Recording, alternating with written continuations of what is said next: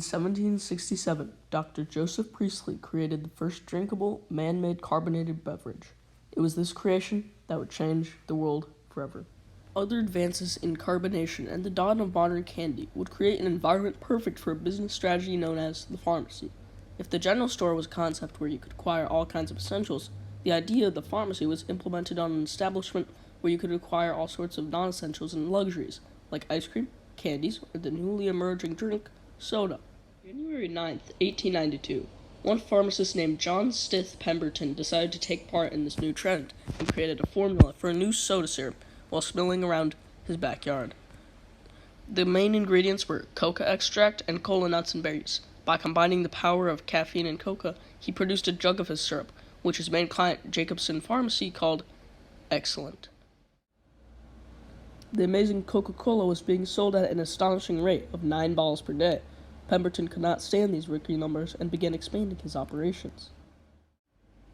The naturally addictive makeup of Coca-Cola was irresistible to the locals, and they began buying large amounts of the addictive soft drink. A few years into the future, a cool new soda came into the picture. Brad's Drink became very popular in its birthplace of New Bern and elsewhere, sending people climbing over counters to get a sip. By 1914, public consensus over putting addictive substances like coca extract into everyday items like, medicine and soda began to sour, so the U.S. government began outlawing the sale of products with a high coca content, forcing Coca-Cola to abandon its older recipe for a less druggy one. It'd only be until 1929 that the coca extract inside Coca-Cola could fully be rid of its addictive properties.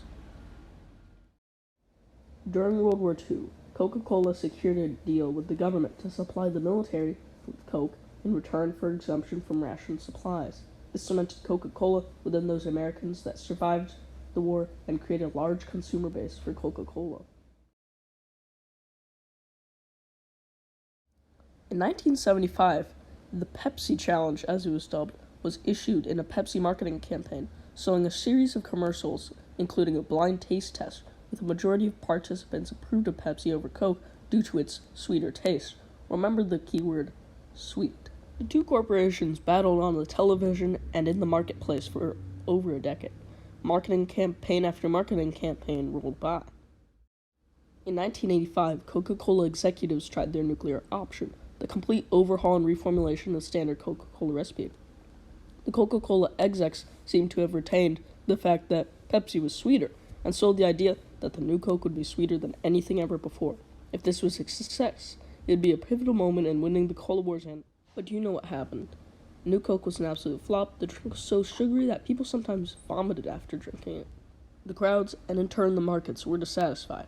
This blow struck at every single aspect of Coke's image, so much that the pre-New Coke recipe was recommissioned just a while later, and it was called the original flavor of Coke. New Coke was officially discontinued in 2002. This may have been a battle won by Pepsi, but Coke secured the war. In 1996, after Coca-Cola somehow secured a 47% profit advantage over Pepsi, the war